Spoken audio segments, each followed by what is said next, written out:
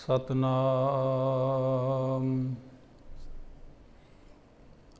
करता पुरख निर्भव निर्वैर अकाल मूरत अजूनी सैभंग गुर प्रसाद जप आद सच जुगाद सच है भी सच नानक होसी भी सच। हे प्राणनाथ गोबिंद है कृपा निधान जगत गुरो। हे संसार ताप हरणै करुणा मैं सब दुख हरो। हे शरण जोग दयाल है दीनानाथ माया करो।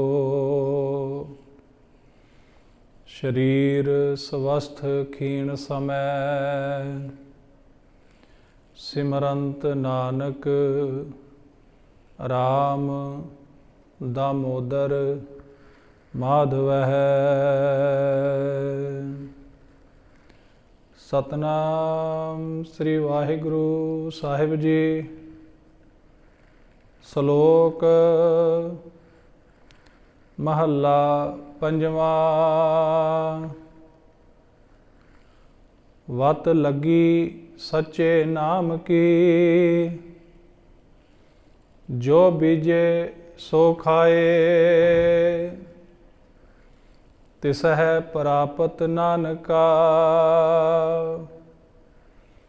जिसनो लिखिया आए। जुगो जुगा टल चंवर छत्र तखत दे मालक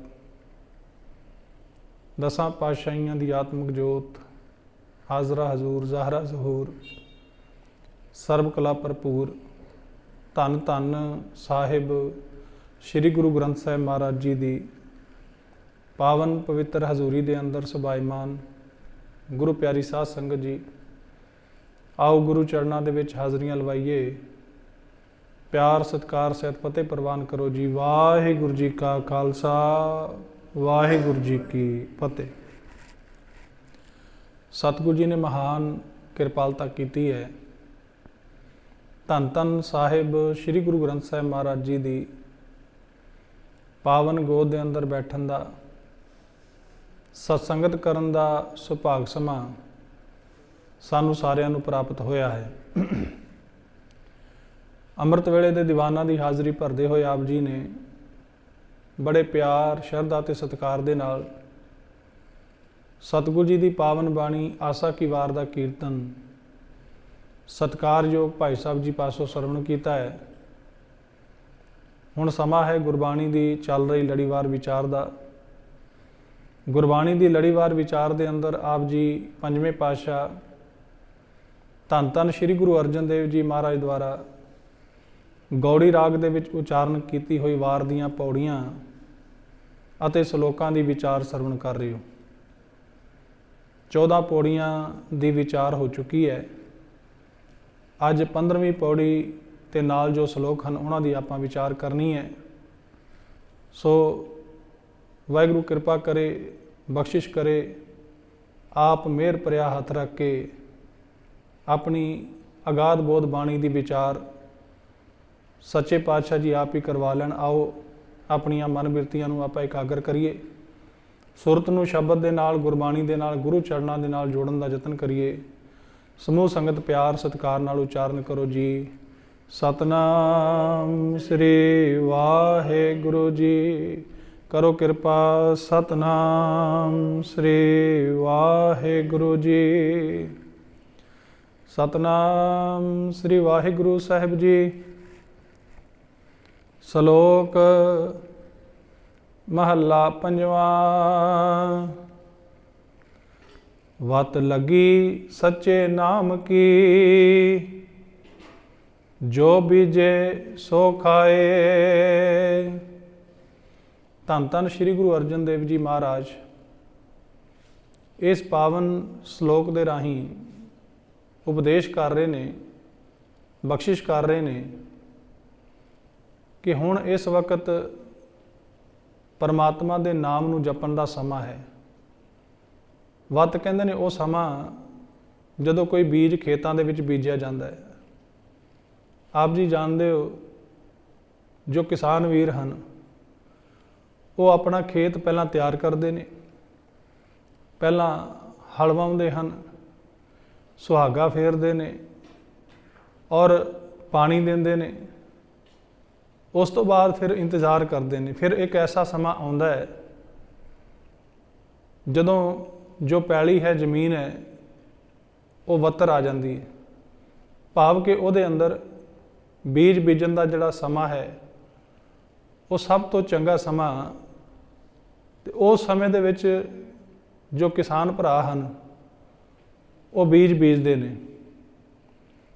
जे उस तो पहला बीजणगे तां भी फसल नहीं होएगी, जे बाद दे विच जे वत्तर लंघ जाएगा तो तां भी बीज बीजन दे नाल किसानां नूं, जिमीदारां नूं फसल की प्राप्ति नहीं हुंदी। सो सियाणे जिमीदार उस वक्त ही बीज बीजते हैं जदों वत्तर लगी होवे, जदों पैली वत्तर आ जाए।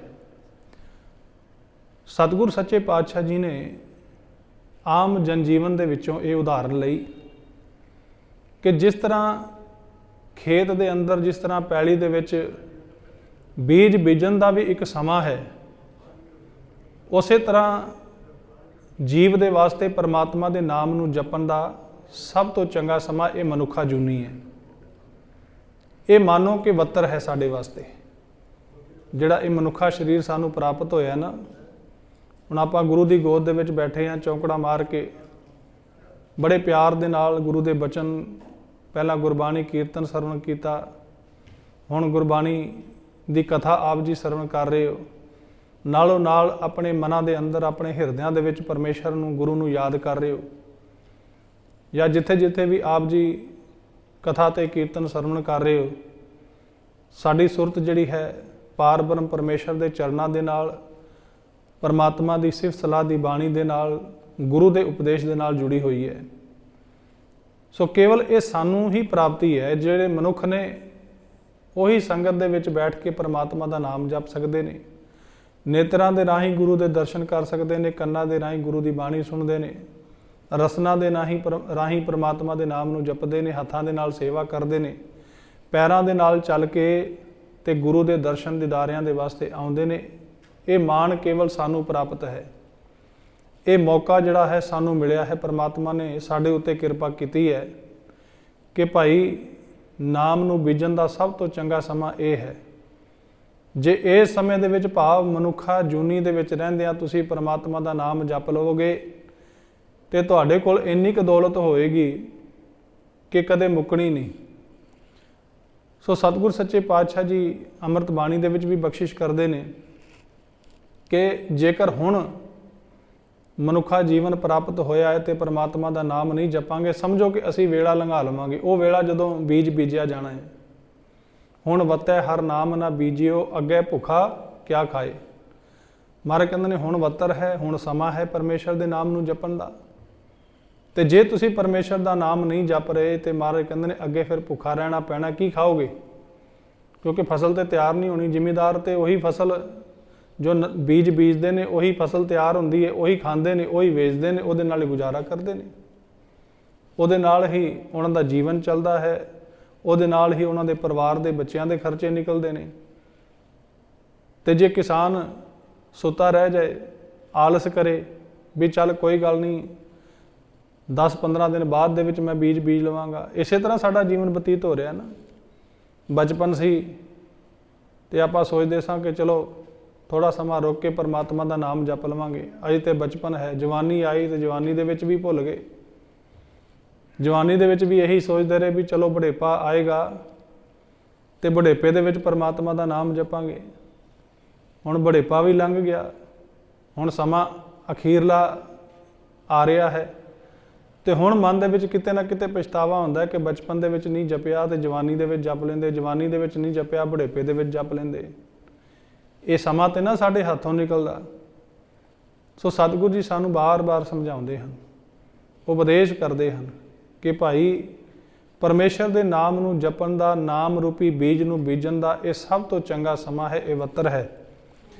ਸੋ ਇਸ ਸਮੇਂ ਦੇ ਅੰਦਰ ਪਰਮੇਸ਼ਰ ਦਾ ਨਾਮ ਜਿਹੜਾ ਹੈ ਜਪਣਾ ਚਾਹੀਦਾ ਹੈ। ਵੱਤ ਲੱਗੀ ਸੱਚੇ ਨਾਮ ਕੀ, ਜੋ ਬੀਜੇ ਸੋ ਖਾਏ। ਇਹ ਭਾਈ ਇਹ ਸਮਝੋ ਕਿ ਇਹ ਵੱਤਰ ਲੱਗੀ ਹੋਈ ਹੈ, ਮਨੁੱਖਾ ਜੀਵਨ ਪ੍ਰਾਪਤ ਹੋਇਆ ਹੈ।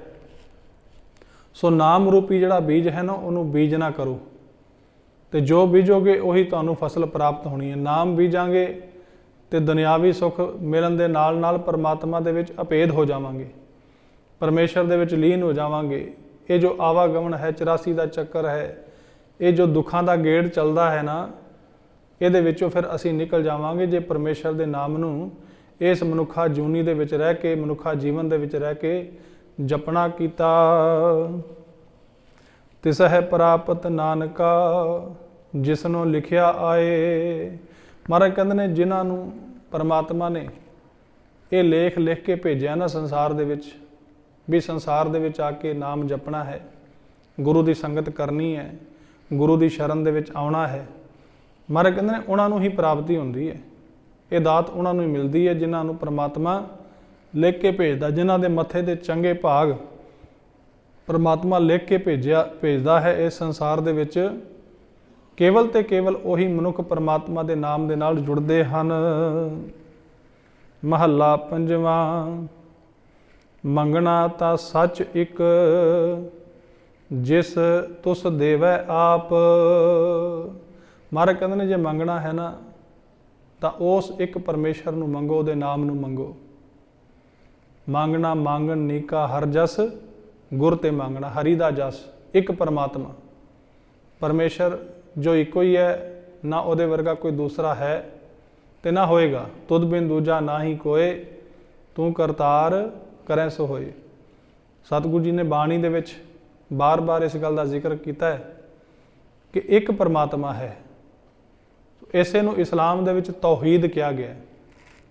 ਇੱਕ ਪਰਮਾਤਮਾ ਦੀ ਪੂਜਾ ਕਰਨੀ, ਇੱਕ ਪਰਮਾਤਮਾ ਦੀ ਇਬਾਦਤ ਭਗਤੀ ਕਰਨੀ, ਉਹਦਾ ਅਰਥ ਹੈ ਤੌਹੀਦ। ਇਸੇ ਤਰ੍ਹਾਂ ਸਿੱਖ ਧਰਮ ਦੇ ਅੰਦਰ ਵੀ ਇੱਕ ਪਰਮਾਤਮਾ ਦੀ, ਇੱਕ ਅਕਾਲ ਦੀ ਪੂਜਾ ਦੇ ਵਾਸਤੇ ਸਤਿਗੁਰੂ ਜੀ ਨੇ ਉਪਦੇਸ਼ ਦਿੱਤਾ ਹੈ, ਕਿਉਂਕਿ ਦੂਜਾ ਕੋਈ ਹੈ ਹੀ ਨਹੀਂ। ਇੱਕ ਪਰਮੇਸ਼ਰ ਦਾ ਨਾਮ ਜਪਣਾ, ਇੱਕ ਪਰਮਾਤਮਾ ਦੀ ਸ਼ਰਨ ਦੇ ਵਿੱਚ ਰਹਿਣਾ, ਇੱਕ ਕੋਲੋਂ ਹੀ ਮੰਗਣਾ ਤੇ ਇੱਕ ਕੋਲੋਂ ਹੀ ਦਾਤਾਂ ਪ੍ਰਾਪਤ ਕਰਨੀਆਂ। ਇਹ ਗੁਰਸਿੱਖ ਨੂੰ ਸਤਿਗੁਰੂ ਜੀ ਨੇ ਬਾਰ-ਬਾਰ ਉਪਦੇਸ਼ ਦੇ ਰਾਹੀਂ, ਸਿੱਖਿਆ ਦੇ ਰਾਹੀਂ ਸਾਨੂੰ ਸਮਝਾਇਆ ਹੈ। ਮਹਾਰਾਜ ਨੇ ਬੜੀ ਕਿਰਪਾ ਕੀਤੀ ਹੈ ਸਾਡੇ ਉੱਤੇ। ਜਦੋਂ ਧੰਨ ਧੰਨ ਸ੍ਰੀ ਗੁਰੂ ਗ੍ਰੰਥ ਸਾਹਿਬ ਮਹਾਰਾਜ ਜੀ ਦੀ ਪਾਵਨ ਬਾਣੀ ਆਪਾਂ ਪੜ੍ਹਦੇ ਹਾਂ, ਸਭ ਤੋਂ ਪਹਿਲਾ ਅੱਖਰ ਇੱਕ ਆਉਂਦਾ ਹੈ। ਗੁਰੂ ਗ੍ਰੰਥ ਸਾਹਿਬ ਮਹਾਰਾਜ ਜੀ ਦਾ ਸਹਿਜ ਪਾਠ ਕਰੋ, ਜਾਂ ਜਪਜੀ ਸਾਹਿਬ ਜੀ ਦਾ ਪਾਠ ਕਰੋ, ਜਾਂ ਮੂਲ ਮੰਤਰ ਦਾ ਪਾਠ ਕਰੋ।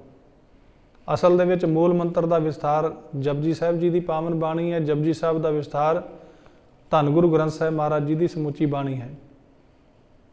ਤੇ ਤਿੰਨਾਂ ਦੇ ਵਿੱਚ ਇੱਕ ਅੱਖਰ ਪਹਿਲਾਂ ਆਉਂਦਾ, ਇੱਕ ਓੰਕਾਰ। ਪਰਮਾਤਮਾ ਜੋ ਸਰਬ ਵਿਆਪਕ ਹੈ, ਮਹਾਰਾਜ ਕਹਿੰਦੇ ਨੇ ਇੱਕੋ ਹੀ ਹੈ, ਉਹਦੇ ਵਰਗਾ ਨਾ ਕੋਈ ਦੂਸਰਾ ਹੈ ਨਾ ਹੋਏਗਾ। ਏਕਾ ਮਾਈ ਜੁਗਤ ਵਿਆਈ, ਤਿੰਨ ਚੇਲੇ ਪ੍ਰਵਾਨ। ਮਹਾਰਾਜ ਕਹਿੰਦੇ ਨੇ ਸਾਹਿਬ ਮੇਰਾ ਏਕੋ ਹੈ, ਮੇਰਾ ਮਾਲਕ ਇੱਕੋ ਹੀ ਹੈ। ਸੋ ਜੇਕਰ ਕੁਝ ਮੰਗਣਾ ਨਾ ਆਪਣੇ ਜੀਵਨ ਦੇ ਵਿੱਚ, ਤੇ ਮਹਾਰਾਜ ਕਹਿੰਦੇ ਨੇ ਕਿਸੇ ਹੋਰ ਨੂੰ ਨਾ ਮੰਗੋ, ਕੋਈ ਦੂਜੀ ਵਸਤ ਨਾ ਮੰਗ ਲਿਓ, ਕਿਉਂਕਿ ਜੇ ਦੂਜੀ ਵਸਤ ਮੰਗ ਲਈ ਤੇ ਫਿਰ ਪਛਤਾਣਾ ਪੈਣਾ। ਦੇ ਤੇ ਦੇਗਾ, ਮਾਲਕ ਬੜਾ ਦਿਆਲੂ ਹੈ। ਆਪਾਂ ਵੇਖੋ ਕਿੰਨੀਆਂ ਦਾਤਾਂ ਮੰਗ ਕੇ ਲਈਆਂ ਨੇ। ਆਪਣੇ ਜੀਵਨ ਵੱਲ ਝਾਤੀ ਮਾਰਿਓ ਕਿ ਕਿੰਨੀਆਂ ਹੀ ਦਾਤਾਂ ਸਾਨੂੰ ਪਰਮਾਤਮਾ ਨੇ ਸਾਡੇ ਮੰਗਣ ਤੇ ਵੀ ਦਿੱਤੀਆਂ, ਬਿਨਾਂ ਮੰਗਿਆਂ ਤੇ ਬਹੁਤ ਜ਼ਿਆਦਾ ਦਿੱਤੀਆਂ ਨੇ। ਬਿਨਾਂ ਮੰਗਿਆਂ ਤੇ ਉਹ ਵੀ ਦਾਤਾਂ ਦਿੱਤੀਆਂ ਜਿਨ੍ਹਾਂ ਬਾਰੇ ਆਪਾਂ ਸੋਚ ਵੀ ਨਹੀਂ ਸੀ ਸਕਦੇ ਵੀ ਸਾਨੂੰ ਕਦੇ ਜੀਵਨ ਦੇ ਵਿੱਚ ਮਿਲ ਜਾਣਗੀਆਂ। ਜਦੋਂ ਆਪਾਂ ਸਾਡੇ ਵੱਡੇ ਬਜ਼ੁਰਗ ਜਦੋਂ 47 ਦੇ ਵਿੱਚ ਇੱਥੇ ਆਏ ਸਨ ਤੇ ਕੀ ਸੀ ਬਜ਼ੁਰਗਾਂ ਦੇ ਪਾਸ? ਸਾਰਾ ਕੁਝ ਉੱਥੇ ਛੱਡ ਕੇ, ਜ਼ਮੀਨ ਜਾਇਦਾਦ, ਘਰ ਬਾਰ, ਪੈਸਾ ਧੇਲਾ, ਸਭ ਕੁਝ ਉੱਥੇ ਛੱਡ ਕੇ, ਤਿਆਗ ਕੇ ਤੇ ਨਵੇਂ ਸਿਰੇ ਤੋਂ ਇੱਥੇ ਮਿਹਨਤ ਕੀਤੀ, ਮਿਹਨਤ ਕਰਕੇ ਸਥਾਪਿਤ ਹੋਏ। ਤੇ ਅਜੇ ਥੋੜਾ ਸਮਾਂ ਬੀਤਿਆ ਸੀ ਤੇ 84 ਆ ਗਈ। 84 ਦੇ ਵਿੱਚ ਫਿਰ ਨੁਕਸਾਨ ਹੋਇਆ। ਫਿਰ ਇੱਥੋਂ ਛੱਡ ਕੇ, ਘਰ-ਬਾਰ ਛੱਡ ਕੇ ਬਹੁਤ ਸਾਰੇ ਪਰਿਵਾਰ ਜਿਹੜੇ ਸਨ ਪੰਜਾਬ ਚਲੇ ਗਏ ਤੇ ਪੰਜਾਬ ਤੋਂ ਫਿਰ ਇੱਥੇ ਕਈਆਂ ਨੂੰ ਆਉਣਾ ਪਿਆ ਕਿਉਂਕਿ ਉੱਥੇ ਕਾਰੋਬਾਰ ਨਹੀਂ ਚੱਲੇ। ਸੋ ਇਹ ਵੇਖੋ ਉਸ ਪਰਮਾਤਮਾ ਵਾਹਿਗੁਰੂ ਦੀ ਕਿਰਪਾ ਬਖਸ਼ਿਸ਼ ਕਿ ਮਿਹਨਤੀ ਹੋਣ ਕਰਕੇ ਸਾਡੇ ਵੱਡੇ ਵਡੇਰੇ ਬਾਰ-ਬਾਰ ਆਪਣੇ ਆਪ ਨੂੰ ਸਥਾਪਿਤ ਕਰਦੇ ਰਹੇ। ਉਹਨਾਂ ਨੇ ਹਿੰਮਤ ਨਹੀਂ ਹਾਰੀ। ਬਲ ਪਰਮਾਤਮਾ ਦਾ ਸੀ। ਮਹਾਰਾਜ ਕਹਿੰਦੇ ਜਦੋਂ ਬਲ ਪਰਮੇਸ਼ਰ ਦੇ ਦਿੰਦਾ ਨਾ, ਬਲ ਹੋਆ ਬੰਧਨ ਛੁਟੇ ਸਭ ਕੁਛ ਹੋਤ ਉਪਾਏ, ਨਾਨਕ ਸਭ ਕੁਛ ਤੁਮਰੇ ਹੱਥ ਮੈਂ ਤੁਮ ਹੀ ਹੋਤ ਸਹਾਏ। ਉਹ ਸਾਡੇ ਵੱਡੇ ਵਡੇਰਿਆਂ ਦੇ ਉੱਤੇ ਕਿਉਂਕਿ ਨਿਸ਼ਚਾ ਬੜਾ ਸੀ, ਭਰੋਸਾ ਬੜਾ ਸੀ ਗੁਰੂ ਤੇ ਸਾਡੇ ਵੱਡੇ ਵਡੇਰਿਆਂ ਦੇ ਅੰਦਰ, ਸਾਡੇ ਪਿਓ ਦਾਦੇ ਦੇ ਅੰਦਰ ਬੜਾ ਭਰੋਸਾ ਗੁਰੂ ਦਾ ਹੋਣਾ। ਭਾਵੇਂ ਮੀਂਹ ਜਾਏ, ਹਨੇਰੀ ਜਾਏ, ਗੁਰਦੁਆਰਾ ਸਾਹਿਬ ਜ਼ਰੂਰ ਦਰਸ਼ਨ ਕਰਨ ਜਾਣੇ ਉਹਨਾਂ ਨੇ, ਬਾਣੀ ਜ਼ਰੂਰ ਪੜ੍ਹਨੀ, ਸਿਮਰਨ ਜ਼ਰੂਰ ਕਰਨਾ, ਸੇਵਾ ਜ਼ਰੂਰ ਕਰਨੀ, ਹੱਥੀਂ ਸੇਵਾ ਕਰਨੀ। ਤੇ ਉਸ ਨਿਸ਼ਚੇ ਨੂੰ, ਉਸ ਵਿਸ਼ਵਾਸ ਨੂੰ ਹੀ ਭਾਗ ਲੱਗੇ। ਅੱਜ ਜੋ ਆਪਾਂ ਸਰਦਾਰੀਆਂ ਕਰ ਰਹੇ ਹਾਂ, ਇਹ ਕਿਤੇ ਨਾ ਕਿਤੇ ਸਾਡੇ ਵੱਡੇ ਵਡੇਰਿਆਂ ਦੀ ਦੇਣ ਹੈ। ਉਹਨਾਂ ਨੇ ਜੋ ਮਿਹਨਤਾਂ ਕੀਤੀਆਂ, ਅਸੀਂ ਤਾਂ ਕੁਝ ਵੀ ਨਹੀਂ ਕਰ ਪਾਏ ਉਹਦੇ ਮੁਕਾਬਲੇ ਤੇ। ਜੇ ਆਪਾਂ ਉਹਨਾਂ ਦਾ ਜੀਵਨ ਵੇਖੀਏ, ਪਰ ਉਹ ਗੁਰੂ ਦੇ ਆਸਰੇ ਟਿਕੇ ਹੋਏ ਸਨ, ਗੁਰੂ ਦੇ ਭਰੋਸੇ ਚੱਲਦੇ ਸਨ। ਆਪਣੇ ਤੇ ਕਦੇ ਨਹੀਂ ਸੀ ਉਹਨਾਂ ਨੇ ਭਰੋਸਾ ਕੀਤਾ। ਕਹਿੰਦੇ ਸਨ ਗੁਰੂ ਸਾਹਿਬ ਜੋ ਕਰਾਉਣਗੇ। ਹਾਂ, ਮਿਹਨਤ ਜ਼ਰੂਰ ਕਰਦੇ ਸਨ, ਮਿਹਨਤ ਕਰਨ ਤੋਂ ਪਿੱਛੇ ਨਹੀਂ ਹਟਦੇ ਸਨ, ਬਾਕੀ ਸਾਰਾ ਕੁਝ ਗੁਰੂ ਤੇ ਛੱਡ ਦਿੰਦੇ ਸਨ। ਕਦੇ ਆਪਣੇ ਅੰਦਰ ਉਹਨਾਂ ਨੇ ਹੰਕਾਰ ਨਹੀਂ ਲਿਆਂਦਾ ਕਿ ਮੈਂ ਕੀਤਾ ਹੈ ਜਾਂ ਮੈਂ ਕਰ ਲਵਾਂਗਾ, ਨਾ। ਹਾਲਾਂਕਿ ਆਪਾਂ ਮਨ ਦੇ ਵਿੱਚ ਕਦੇ ਮਾਣ ਕਰ ਲੈਂਦੇ ਹਾਂ ਆਪਣੇ ਉੱਪਰ, ਪਰ ਸਾਡੇ ਬਜ਼ੁਰਗ ਜਿਹੜੇ ਸਨ ਉਹ ਨਹੀਂ ਸੀ ਕਰਦੇ। ਉਹਨਾਂ ਦੇ ਅੰਦਰ ਇੱਕ ਖਿੱਚ ਸੀ ਗੁਰੂ ਦੇ ਵਾਸਤੇ, ਇੱਕ ਪ੍ਰੇਮ, ਇੱਕ ਸ਼ਰਧਾ, ਇੱਕ ਵਿਸ਼ਵਾਸ, ਜੋ ਇੱਕ ਸਿੱਖ ਦੇ ਵਿੱਚ ਹੋਣਾ ਬੜਾ ਜ਼ਰੂਰੀ ਹੈ ਜੇ ਉਹਨੂੰ ਕੁਝ ਪ੍ਰਾਪਤੀ ਕਰਨੀ ਹੈ। ਸੋ ਸਤਿਗੁਰ ਸੱਚੇ ਪਾਤਸ਼ਾਹ ਜੀ ਬਖਸ਼ਿਸ਼ ਕਰਦੇ ਨੇ ਕਿ ਭਾਈ ਇਹ ਜਿਹੜੀ ਦਾਤ ਹੈ ਪਰਮਾਤਮਾ ਆਪ ਤੁਰਠ ਕੇ ਦਿੰਦਾ ਹੈ, ਆਪ ਕਿਰਪਾ ਕਰਦਾ ਹੈ, ਬਖਸ਼ਿਸ਼ ਕਰਦਾ ਹੈ। ਇਸ ਕਰਕੇ ਜੇ ਪਰਮਾਤਮਾ ਤੋਂ ਮੰਗਣਾ ਹੈ ਨਾ, ਤੇ ਉਸ ਪਰਮਾਤਮਾ ਨੂੰ ਹੀ ਮੰਗ ਲਓ, ਦੁਆਰਾ ਕੁਝ ਮੰਗਣਾ ਹੀ ਨਹੀਂ ਪਏਗਾ। ਕੱਲ ਵੀ ਦਾਸ ਨੇ ਬੇਨਤੀ ਕੀਤੀ ਸੀ ਕਿ ਮੰਗਣ ਦੇ ਵਿੱਚ ਫਰਕ ਹੈ। ਇੱਕ ਮੰਗ ਹੈ ਜਿਹੜੀ ਸਾਨੂੰ ਮੰਗਤਾ ਬਣਾਈ ਰੱਖਦੀ ਹੈ, ਇੱਕ ਮੰਗ ਹੈ ਜਿਹੜੀ ਸਾਨੂੰ ਸ਼ਹਿਨਸ਼ਾਹ ਦਾ ਸ਼ਹਿਨਸ਼ਾਹ ਬਣਾ ਦਿੰਦੀ ਹੈ। ਇਹ ਉਹੀ ਮੰਗ ਹੈ ਪਰਮਾਤਮਾ ਕੋਲੋਂ, ਪਰਮਾਤਮਾ ਨੂੰ ਮੰਗਣਾ, ਪਰਮੇਸ਼ਰ ਦੇ ਨਾਮ ਨੂੰ ਮੰਗਣਾ। ਇਹ ਦਾਤ, ਇਹ ਮੰਗ ਜਿਹੜੀ ਹੈ ਨਾ, ਇਹ ਸਾਨੂੰ ਸ਼ਹਿਨਸ਼ਾਹ ਬਣਾ ਦਿੰਦੀ ਹੈ। ਜਦੋਂ ਪਰਮਾਤਮਾ ਨੂੰ ਮੰਗ ਲਵਾਂਗੇ ਤੇ ਪਰਮੇਸ਼ਰ ਸਾਡੇ ਨਾਲ ਹੋਏਗਾ ਨਾ, ਤੇ ਫਿਰ ਸਾਰਾ ਕੁਝ ਹੀ ਸਾਨੂੰ ਪ੍ਰਾਪਤ ਹੋ ਜਾਏਗਾ। ਸਾਰੀਆਂ ਦਾਤਾਂ ਰਿੱਧੀਆਂ ਸਿੱਧੀਆਂ ਮਹਾਰਾਜ ਬਖਸ਼ਿਸ਼ ਕਰਦੇ ਨਾ ਬਾਣੀ ਦੇ ਵਿੱਚ, ਬ੍ਰਹਮ ਬਿੰਦੈ ਤਿਸ ਦਾ ਬ੍ਰਹਮਤ ਰਹੈ, ਏਕ ਸ਼ਬਦ ਲਿਵ ਲਾਏ, ਨਵ ਨਿਧੀ 18 ਸਿੱਧੀ ਪਿਛੇ ਲੱਗੀਆਂ ਫਿਰੈ, ਜੋ ਹਰ ਹਿਰਦੈ ਸਦਾ ਵਸਾਏ। ਪਰਮਾਤਮਾ ਨੂੰ ਮੰਗ ਲਿਆ, ਪਰਮੇਸ਼ਰ ਨੂੰ ਹਿਰਦੇ ਦੇ ਵਿੱਚ ਵਸਾ ਲਿਆ, ਫਿਰ ਕੀ ਰਿੱਧੀਆਂ ਤੇ ਕੀ ਸਿੱਧੀਆਂ ਤੇ ਕੀ ਹੋਰ ਦਾਤਾਂ ਸਭ ਹੱਥ ਜੋੜ ਕੇ ਖੜੀਆਂ ਰਹਿੰਦੀਆਂ ਨੇ, ਸੇਵਾ ਦੇ ਵਿੱਚ ਤਤਪਰ ਰਹਿੰਦੀਆਂ ਨੇ ਵੀ ਕਦੋਂ ਇਹ ਗੁਰੂ ਦਾ ਪਿਆਰਾ ਮੈਨੂੰ ਹੁਕਮ ਕਰੇ ਤੇ ਮੈਂ ਸੇਵਾ ਕਰਾਂ। ਸੋ ਸਤਿਗੁਰੂ ਜੀ ਉਪਦੇਸ਼ ਕਰਦੇ ਹਨ ਕਿ ਜੇਕਰ ਮੰਗਣਾ ਹੈ, ਮੰਗਣਾ ਤਾਂ ਸੱਚ ਇੱਕ ਜਿਸ ਤੁਸ ਦੇਵੈ ਆਪ। ਤੁਸ ਦਾ ਅਰਥ ਹੈ ਤਰੁੱਠ ਕੇ। ਮਹਾਰਾਜ ਕਹਿੰਦੇ ਨੇ ਇਹ ਦਾਤ ਵੀ ਪਰਮਾਤਮਾ ਤਰੁੱਠ ਕੇ ਆਪ ਹੀ ਬਖਸ਼ਿਸ਼ ਕਰਦਾ ਹੈ। ਜਿਤ ਖਾਧੈ ਮਨ ਤ੍ਰਿਪਤੀਐ, ਨਾਨਕ ਸਾਹਿਬ ਦਾਤ। ਇਹ ਸਾਹਿਬ ਦੀ ਦਾਤ ਹੈ ਮਹਾਰਾਜ, ਇਹ ਉਸ ਮਾਲਕ ਵਾਹਿਗੁਰੂ ਦੀ ਦਾਤ ਹੈ। ਮਹਾਰਾਜ ਕਹਿੰਦੇ ਨੇ ਇਸ ਦਾਤ ਨੂੰ ਪ੍ਰਾਪਤ ਕਰਕੇ ਆਪਾਂ ਪੜ੍ਹਦੇ ਨਾ, ਜੇ ਕੋ ਖਾਵੈ ਜੇ ਕੋ ਪੁੰਚੈ ਤਿਸ ਕਾ ਹੋਏ ਉਧਾਰੂ। ਨਾਮ ਨੂੰ ਖਾਣਾ ਹੈ, ਨਾਮ ਨੂੰ ਇਸ ਢੰਗ ਦੇ ਨਾਲ ਜਪਣਾ ਹੈ ਕਿ ਸਾਡੇ ਅੰਦਰ ਦੀ ਤ੍ਰਿਪਤੀ ਹੋ ਜਾਏ, ਸਾਡੇ ਅੰਦਰ ਦੀਆਂ ਭੁੱਖਾਂ ਸਾਰੀਆਂ ਮਿਟ ਜਾਣ। ਨਾਮ ਨੂੰ ਇਸ ਢੰਗ ਨਾਲ ਖਾਣ ਦੇ ਨਾਲ ਹੀ ਭੁੱਖ ਮਿਟਦੀ ਹੈ ਨਾ। ਤੇ ਜਿੱਥੇ ਆਪਾਂ ਸਰੀਰ ਨੂੰ ਭੋਜਨ ਦਿੰਦੇ ਹਾਂ ਨਾ, ਭੋਜਨ ਖਾਂਦੇ ਹਾਂ, ਸਰੀਰ ਕੰਮ ਕਰਦਾ ਹੈ, ਤਾਕਤਵਰ ਬਣਦਾ ਹੈ, ਉਸੇ ਤਰ੍ਹਾਂ ਸਾਡੀ ਆਤਮਾ ਨੂੰ ਵੀ ਪਰਮੇਸ਼ਰ ਦੇ ਨਾਮ ਦੀ ਜ਼ਰੂਰਤ ਹੈ। ਸੋ ਮਹਾਰਾਜ ਕਹਿੰਦੇ ਨੇ ਇਹ ਜੋ ਭੋਜਨ ਹੈ ਪਰਮਾਤਮਾ ਦਾ ਨਾਮ, ਉਹਨੂੰ ਖਾਣ ਦੇ ਨਾਲ ਮਨ ਦੀ ਤ੍ਰਿਪਤੀ ਹੋ ਜਾਂਦੀ ਹੈ। ਪੌੜੀ ਲਾਹਾ ਜਗ ਮਹਿ ਸੇ ਖਟਹਿ ਜਿਨ ਹਰ ਧਨ ਰਾਸ। ਮਹਾਰਾਜ ਕਹਿੰਦੇ ਨੇ ਇਹ ਸੰਸਾਰ ਦੇ ਵਿੱਚ ਬੜੇ ਬੜੇ ਅਮੀਰ ਲੋਕ ਦੇਖੇ ਨੇ ਜਿਨ੍ਹਾਂ ਦੇ ਕੋਲ ਧਨ ਦਾ ਕੋਈ ਅੰਤ ਹੀ ਨਹੀਂ, ਅਰਬਾਂ ਖਰਬਾਂ ਤੋਂ ਵੀ ਜ਼ਿਆਦਾ ਧਨ ਹੈ, ਪਰ ਮਹਾਰਾਜ ਕਹਿੰਦੇ ਨੇ ਮੇਰੀ ਨਜ਼ਰ ਦੇ ਵਿੱਚ ਉਹ ਮੰਗਤੇ ਹਨ। ਜਿਨ ਕੈ ਪੱਲੇ ਧਨ ਵਸੈ ਤਿਨ ਕਾ ਨਾਉ ਫਕੀਰ, ਜਿਨ ਕੇ ਹਿਰਦੇ ਤੂੰ ਵਸੈ ਤੇ ਨਰ ਗੁਣੀ ਗਹੀਰ। ਮਹਾਰਾਜ ਕਹਿੰਦੇ ਨੇ ਇਹ ਜੋ ਸੰਸਾਰਕ ਰਾਜੇ ਮਹਾਰਾਜੇ ਜਾਂ ਦੌਲਤਮੰਦ ਲੋਕ ਨੇ ਨਾ, ਅਮੀਰ ਲੋਕ ਨੇ, ਮੇਰੀ ਨਜ਼ਰਾਂ ਦੇ ਵਿੱਚ ਤੇ ਇਹ ਫਕੀਰ ਨੇ, ਮੰਗਤੇ ਹਨ। ਤੇ ਜਿਨ੍ਹਾਂ ਦੇ ਹਿਰਦੇ ਦੇ ਵਿੱਚ ਪਰਮਾਤਮਾ ਤੁਸੀਂ ਵਸ ਜਾਂਦੇ ਹੋ, ਉਹੀ ਤੇ ਗੁਣੀ ਗਹੀਰ ਹਨ, ਗੁਣਾਂ ਦਾ ਖਜ਼ਾਨਾ ਨੇ, ਗੁਣਾਂ ਦਾ ਸਾਗਰ ਹਨ। ਸੋ ਮਹਾਰਾਜ ਕਹਿੰਦੇ ਨੇ ਅਸਲ ਦੇ ਵਿੱਚ ਉਹਨਾਂ ਨੇ ਇਸ ਸੰਸਾਰ ਦੇ ਵਿੱਚ ਖੱਟੀ ਕੀਤੀ ਹੈ, ਕਮਾਈ ਕੀਤੀ ਹੈ, ਜਿਨ੍ਹਾਂ ਕੋਲ ਪਰਮਾਤਮਾ ਦੇ ਨਾਮ ਦੀ ਪੂੰਜੀ ਹੈ। ਦੁਤੀਆ ਭਾਉ ਨਾ ਜਾਣਨੀ ਸੱਚੇ ਕੀ ਆਸ। ਮਹਾਰਾਜ ਕਹਿੰਦੇ ਨੇ ਦੂਜੇ ਮੋਹ ਦੇ ਵਿੱਚ ਪੈਂਦੇ ਹੀ ਨਹੀਂ, ਇੱਕ ਪਰਮਾਤਮਾ ਨੂੰ ਛੱਡ ਕੇ ਕਿਸੇ ਹੋਰ ਦੀ ਆਸ ਵੀ ਆਪਣੇ ਮਨ ਦੇ ਵਿੱਚ ਧਾਰਨ ਨਹੀਂ ਕਰਦੇ। ਨੇਚਲ ਏਕ ਸਰੇ ਵਿਆ ਹੋਰ ਸਭ ਵਿਨਾਸ਼। ਮਹਾਰਾਜ ਕਹਿੰਦੇ ਨੇ ਉਸ ਪਰਮਾਤਮਾ ਨੂੰ ਜੋ ਨੇਚਲ ਹੈ, ਜੋ ਸਦੀਵੀ ਹੈ, ਜੋ ਅਬਨਾਸੀ ਹੈ, ਮਹਾਰਾਜ ਕਹਿੰਦੇ ਨੇ ਉਹਨਾਂ ਨੇ ਉਸ ਪਰਮਾਤਮਾ ਨੂੰ ਸਿਮਰਿਆ ਹੈ ਤੇ ਉਹਦਾ ਸਿਮਰਨ ਕਰਨ ਦੇ ਨਾਲ ਹੋਰ ਜਿਹੜੇ ਮਾਇਆ ਦੇ ਮੋਹ ਹਨ, ਮਹਾਰਾਜ ਕਹਿੰਦੇ ਨੇ ਉਹ ਵਿਨਾਸ਼ ਹੋ ਗਏ ਨੇ, ਉਹ ਖਤਮ ਹੋ ਗਏ ਨੇ। ਹੋਰ ਜੋ ਮੋਹ ਹੈ ਨਾ ਸੰਸਾਰ ਦਾ, ਜੋ ਜੀਵਾਂ ਨੂੰ ਭਟਕਾਈ ਫਿਰਦਾ ਹੈ, ਕਦੇ ਕਿੱਧਰ ਦੌੜ ਰਹੇ ਨੇ, ਕਦੇ ਕਿੱਧਰ ਭੱਜ ਰਹੇ ਨੇ। ਆਪਾਂ ਦੇਖਦੇ ਹਾਂ ਸੰਸਾਰ ਦੇ ਵਿੱਚ ਕਿੰਨੀ ਭੱਜ ਦੌੜ ਹੈ, ਬੰਦੇ ਨੂੰ ਬੰਦੇ ਨਾਲ ਮਿਲ ਕੇ ਗੱਲ ਕਰਨ ਦਾ ਸਮਾਂ ਨਹੀਂ, ਦੌੜ ਦੇ ਵਿੱਚ ਲੱਗਾ ਹੋਇਆ ਕਿ ਮੈਂ ਵੱਧ ਤੋਂ ਵੱਧ ਧਨ ਦੌਲਤ ਇਕੱਠੀ ਕਰ ਲਵਾਂ, ਜ਼ਮੀਨ ਜਾਇਦਾਦ ਬਣਾ ਲਵਾਂ। ਇਸੇ ਦੌੜ ਦੇ ਵਿੱਚ ਪਰਮਾਤਮਾ ਨੂੰ ਵੀ ਭੁੱਲ ਗਿਆ ਹੈ। ਸੋ ਸਤਿਗੁਰੂ ਜੀ ਸਮਝਾਉਂਦੇ ਹਨ ਕਿ ਜਿਨ੍ਹਾਂ ਨੇ ਪਰਮੇਸ਼ਰ ਦੇ ਨਾਮ ਨੂੰ ਜਪਿਆ ਹੈ, ਉਹਨਾਂ ਨੇ ਇੱਕ ਨਿਹਚਲ ਪਰਮਾਤਮਾ ਦੀ ਸੇਵਾ ਭਗਤੀ ਕੀਤੀ, ਜਿਸ ਕਰਕੇ ਉਹਨਾਂ ਦੇ ਅੰਦਰ ਦੇ ਜਿਹੜੇ ਦੂਜੇ ਮੋਹ ਸਨ, ਮਾਇਆ ਦੇ ਨਾਲ ਮੋਹ, ਜ਼ਮੀਨਾਂ ਦੇ ਨਾਲ ਮੋਹ, ਆਪਣੇ ਸਰੀਰ ਦੇ ਨਾਲ ਬੜਾ ਮੋਹ ਹੈ ਮਨੁੱਖ ਨੂੰ। ਆਪਣਾ ਸਰੀਰ ਹੀ ਬੜਾ ਚੰਗਾ ਲੱਗਦਾ ਹੈ, ਹਰ ਵੇਲੇ ਡਰਦਾ ਰਹਿੰਦਾ ਹੈ ਕਿ ਕਿਤੇ ਮੇਰਾ ਸਰੀਰ ਨਾਸ ਨਾ ਹੋ ਜਾਏ, ਕਿਤੇ ਸਰੀਰ ਮੇਰਾ ਖਤਮ ਨਾ ਹੋ ਜਾਏ, ਔਰ ਇਹਨੂੰ ਸੁੰਦਰ ਬਣਾਉਣ ਦੇ ਉਪਰਾਲੇ ਕਰਦਾ ਰਹਿੰਦਾ। ਉਸ ਸੁੰਦਰ ਬਣਾਉਣ ਦੇ ਉਪਰਾਲੇ ਦੇ ਵਿੱਚ ਉਹ ਸੁੰਦਰ ਭੁੱਲ ਜਾਂਦਾ ਹੈ ਜਿਹਨੇ ਸਾਨੂੰ ਇਹ ਸੁੰਦਰ ਸਰੀਰ ਦਿੱਤਾ ਹੈ, ਪਰਮਾਤਮਾ ਭੁੱਲ ਜਾਂਦਾ ਹੈ। ਮਹਾਰਾਜ ਕਹਿੰਦੇ ਨੇ ਐਸਾ ਨਹੀਂ ਕਰਨਾ ਭਾਈ। ਔਰ ਵਾਕਈ ਉਹ ਐਸਾ ਨਹੀਂ ਕਰਦੇ ਜਿਹੜੇ ਰੱਬ ਦੇ ਪਿਆਰੇ ਹਨ, ਜਿਨ੍ਹਾਂ ਨੇ ਇੱਕ ਪਰਮਾਤਮਾ ਦੀ ਸੇਵਾ ਕੀਤੀ, ਉਹਦਾ ਸਿਮਰਨ ਕੀਤਾ ਹੈ। ਮਹਾਰਾਜ ਕਹਿੰਦੇ ਨੇ ਉਹਨਾਂ ਦੇ ਅੰਦਰੋਂ ਸਾਰੇ ਮੋਹ ਜਿਹੜੇ ਹਨ ਖਤਮ ਹੋ ਜਾਂਦੇ ਹਨ। ਪਾਰ ਬ੍ਰਹਮ ਜਿਸ ਵਿਸਰੈ ਤਿਸ ਬਿਰਥਾ ਸਾਸ। ਮਹਾਰਾਜ ਕਹਿੰਦੇ ਨੇ ਜਿਨ੍ਹਾਂ ਨੂੰ ਪਰਮਾਤਮਾ ਭੁੱਲ ਜਾਂਦਾ ਹੈ ਨਾ, ਉਹਨਾਂ ਦਾ ਸਾਹ ਲੈਣਾ ਵੀ ਵਿਅਰਥ ਹੈ, ਉਹਨਾਂ ਦੇ ਸਵਾਸ ਬੇਕਾਰ ਜਾ ਰਹੇ ਨੇ, ਅਜਾਈ ਜਾ ਰਹੇ ਨੇ। ਹੁਣ ਕਦੀ ਆਪਣੇ ਉੱਤੇ ਇਹਨਾਂ ਪੰਕਤੀਆਂ ਨੂੰ ਆਪਾਂ ਢੁਕਾ ਕੇ ਦੇਖੀਏ, ਆਪਣੇ ਉੱਤੇ ਲਾਗੂ ਕਰਕੇ ਦੇਖੀਏ ਵੀ ਅਸੀਂ ਕਿੰਨਾ ਕੁ ਨਾਮ ਜਪਦੇ ਹਾਂ। ਸਾਡਾ ਤੇ ਤਕਰੀਬਨ ਸਾਰਾ ਦਿਨ ਹੀ, ਸਾਰਾ ਮਹੀਨਾ ਹੀ, ਸਾਰਾ ਸਾਲ ਹੀ ਐਵੇਂ ਲੰਘ ਜਾਂਦਾ, ਪਰਮਾਤਮਾ ਨੂੰ ਆਪਾਂ ਯਾਦ ਹੀ ਨਹੀਂ ਕਰਦੇ। ਸੋ ਕਿੰਨੇ ਸਵਾਸ ਨੇ।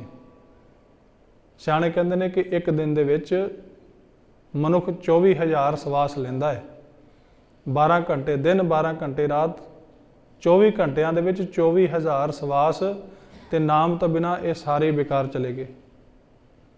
ਇਸੇ ਲਈ ਜੋ ਮਹਾਂਪੁਰਸ਼ ਨੇ ਪਰਮਾਤਮਾ ਦੇ ਨਾਮ ਦੇ ਨਾਲ ਜੁੜੇ ਹੋਏ ਸੰਤ ਮਹਾਤਮਾ ਹਨ, ਉਹ ਉਪਦੇਸ਼ ਕਰਦੇ ਨੇ ਕਿ ਭਾਈ ਸ੍ਰੀ ਸੁਖਮਨੀ ਸਾਹਿਬ ਜੀ ਦਾ ਪਾਠ ਜੇ ਇੱਕ ਦਿਨ ਦੇ ਵਿੱਚ ਆਪਾਂ ਕਰ ਲੈਂਦੇ ਹਾਂ ਨਾ, ਤੇ 24,000 ਸੁਖਮਨੀ ਸਾਹਿਬ ਜੀ ਦੇ ਅੱਖਰ ਨੇ ਤੇ 24,000 ਸਾਡੇ ਸਵਾਸ ਨੇ, ਉਹ ਸਾਰੇ ਹੀ ਸਫਲ ਹੋ ਜਾਣਗੇ ਜੇ ਆਪਾਂ ਇੱਕ ਪਾਠ ਵੀ ਸੁਖਮਨੀ ਸਾਹਿਬ ਜੀ ਦਾ ਕਰ ਲਿਆ। ਤੇ ਜੇ ਆਪਾਂ ਸੁਖਮਨੀ ਸਾਹਿਬ ਜੀ ਦਾ ਪਾਠ ਇੱਕ ਟਾਈਮ ਤੇ ਨਹੀਂ ਕਰ ਸਕਦੇ ਨਾ, ਅੱਧਾ ਸਵੇਰੇ ਅੱਧਾ ਸ਼ਾਮ ਨੂੰ ਕਰ ਸਕਦੇ ਹਾਂ, ਜਾਂ ਫਿਰ 6 ਅਸ਼ਟਪਦੀਆਂ ਕਰਕੇ 4 ਵਾਰੀ ਕਰ ਸਕਦੇ ਹਾਂ, ਜਾਂ ਜਪਜੀ ਸਾਹਿਬ ਜੀ ਦੇ ਪਾਠ ਆਪਾਂ ਕਰ ਸਕਦੇ, ਨਿਤਨੇਮ ਕਰ ਸਕਦੇ ਹਾਂ, ਹੋਰ ਬਾਣੀਆਂ ਪੜ੍ਹ ਸਕਦੇ ਹਾਂ। ਕਹਿਣ ਤੋਂ ਭਾਵ ਇਹ ਹੈ ਕਿ ਇਹਨਾਂ ਸਵਾਸਾਂ ਨੂੰ ਆਪਾਂ ਕਿਸੇ ਨਾ ਕਿਸੇ ਰੂਪ ਦੇ ਵਿੱਚ ਸਫਲ ਬਣਾਉਣਾ ਹੈ, ਤਾਂ ਹੀ ਸਾਡਾ ਜੀਵਨ ਸਫਲ ਹੈ, ਤਾਂ ਹੀ ਸਾਡਾ ਜੀਵਨ ਲੇਖੇ ਦੇ ਵਿੱਚ ਲੱਗਣਾ ਹੈ। ਨਹੀਂ ਤੇ ਮਹਾਰਾਜ ਕਹਿੰਦੇ ਨੇ ਪਰਮਾਤਮਾ ਦੇ ਨਾਮ ਨੂੰ ਵਿਸਾਰ ਕੇ ਇਹ ਜਿਹੜੇ ਸਵਾਸ ਹਨ ਇਹ ਵਿਅਰਥ ਜਾ ਰਹੇ ਹਨ। ਕੰਠ ਲਾਏ ਜਨ ਰੱਖਿਆ ਨਾਨਕ ਬਲ ਜਾਸ। ਮਹਾਰਾਜ ਕਹਿੰਦੇ ਨੇ ਆਪਣੇ ਪਿਆਰਿਆਂ ਨੂੰ ਪਰਮਾਤਮਾ ਆਪਣੇ ਗਲ ਨਾਲ ਲਾ ਕੇ ਰੱਖਦਾ ਹੈ। ਵੇਖੋ ਕਿੰਨਾ ਕੁ ਪ੍ਰੇਮ ਹੋਏਗਾ ਉਸ ਪਰਮਾਤਮਾ ਦਾ ਆਪਣੇ ਸੇਵਕਾਂ ਦੇ ਵਾਸਤੇ, ਆਪਣੇ ਭਗਤਾਂ ਦੇ ਵਾਸਤੇ, ਕਿ ਉਹਨਾਂ ਨੂੰ ਹਮੇਸ਼ਾ ਆਪਣੇ ਗਲੇ ਨਾਲ ਲਗਾ ਕੇ ਰੱਖਦਾ ਹੈ, ਹਮੇਸ਼ਾ ਆਪਣੀ ਗਲਵਕੜੀ ਦੇ ਵਿੱਚ ਰੱਖਦਾ ਹੈ। ਕੋਈ ਉਹਦੇ ਵੱਲ ਦੇਖ ਨਹੀਂ ਸਕਦਾ। ਜਿਹੜਾ ਰੱਬ ਦਾ ਪਿਆਰਾ ਹੈ ਨਾ, ਜਿਹੜਾ ਪਰਮੇਸ਼ਰ ਦਾ ਪਿਆਰਾ ਹੈ, ਭਗਤ ਹੈ, ਉਹਦੇ ਵੱਲ ਕੋਈ ਬੁਰੀ ਨਿਗਾਹ ਨਾਲ ਕਰਕੇ ਤੇ ਦੇਖੇ, ਪਰਮਾਤਮਾ ਉਸੇ ਵੇਲੇ ਜੋ ਜੋ ਤੇਰੇ ਭਗਤ ਦੁਖਾਏ ਉਹ ਤਤਕਾਲ ਤੁਮ ਮਾਰਾ। ਤਤਕਾਲ ਦਾ ਅਰਥ ਕੀ? ਉਸੇ ਵੇਲੇ, ਇਮੀਡੀਏਟਲੀ, ਉਸੇ ਵੇਲੇ ਹੀ ਪਰਮਾਤਮਾ ਉਹਨਾਂ ਨੂੰ ਸਜ਼ਾ ਦੇ ਦਿੰਦਾ ਹੈ। ਜਿਹੜਾ ਰੱਬ ਦੇ ਪਿਆਰਿਆਂ ਦੇ ਵੱਲ ਕੋਈ ਬੁਰੀ ਨਜ਼ਰ ਦੇ ਨਾਲ ਵੀ ਦੇਖਦਾ ਹੈ, ਕੋਈ ਉਹਨਾਂ ਨੂੰ ਦੁੱਖ ਪਹੁੰਚਾਉਣ ਦਾ, ਠੇਸ ਪਹੁੰਚਾਉਣ ਦਾ ਯਤਨ ਕਰਦਾ ਹੈ। ਪਰਮੇਸ਼ਰ ਦੇ ਪਿਆਰੇ ਨਹੀਂ ਕਿਸੇ ਨੂੰ ਕੁਝ ਕਹਿੰਦੇ, ਨਾ ਉਹ ਸਰਾਪ ਦੇਣ ਕਿਸੇ ਨੂੰ। ਮਹਾਰਾਜ ਕਹਿੰਦੇ ਨੇ ਸਰਾਪੇ ਤੋਂ ਆਪ ਹੀ ਹੋਏ ਨੇ ਜਿਹੜੇ ਰੱਬ ਦੇ ਪਿਆਰਿਆਂ ਦੀ ਨਿੰਦਿਆ ਜਾਂ ਚੁਗਲੀ ਜਾਂ ਉਹਨਾਂ ਦਾ ਬੁਰਾ ਲੋਚਦੇ ਹਨ। ਸੋ ਪਰਮੇਸ਼ਰ ਆਪਣੇ ਪਿਆਰਿਆਂ ਦੇ ਸਦਾ ਅੰਗ ਸੰਗ ਰਹਿੰਦਾ ਹੈ। ਕੰਠ ਲਾਏ ਜਨ ਰੱਖਿਆ ਨਾਨਕ ਬਲਜਾਸ। ਮਹਾਰਾਜ ਕਹਿੰਦੇ ਨੇ ਮੈਂ ਐਸੇ ਪ੍ਰਭੂ ਤੋਂ ਬਲਿਹਾਰ ਜਾਨਾ, ਕੁਰਬਾਨ ਜਾਨਾ, ਜੋ ਐਡੀ ਸਮਰੱਥਾ ਦਾ ਮਾਲਕ ਹੋਣ ਦੇ ਬਾਵਜੂਦ ਵੀ ਆਪਣੇ ਭਗਤਾਂ ਨੂੰ, ਆਪਣੇ ਪਿਆਰਿਆਂ ਨੂੰ ਗਲ ਦੇ ਨਾਲ ਲਾ ਕੇ ਰੱਖਦਾ ਹੈ। ਵਾਹਿਗੁਰੂ ਕਿਰਪਾ ਕਰੇ, ਬਖਸ਼ਿਸ਼ ਕਰੇ, ਆਪਾਂ ਗੁਰੂ ਚਰਨਾਂ ਦੇ ਨਾਲ ਇਸੇ ਤਰ੍ਹਾਂ ਜੁੜੇ ਰਹੀਏ, ਸੇਵਾ ਸਿਮਰਨ ਕਰਕੇ ਆਪਣਾ ਜੀਵਨ